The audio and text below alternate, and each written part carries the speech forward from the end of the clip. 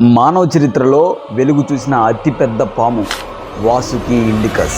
ఈ భూమిపై కొన్నిసార్లు అద్భుతమైన జీవులు మన ముందుకు వస్తాయి. వాటిలోనే ఒకటి ఇప్పుడు మన ఇండియాలో అయితే కనిపించింది. 2024లో గుజరాత్లోని కచ్ ప్రాంతంలోని లిగ్నైట్ గనిలో పరిశోధకులు షాక్ అయ్యే అవశేషాలను కనుగొన్నారు. సుమారు 20 ఏళ్ల రీసెర్చ్ తర్వాత 2024లో ఇది ప్రపంచంలోనే అతిపెద్ద పాముగా అయితే గుర్తించబడింది.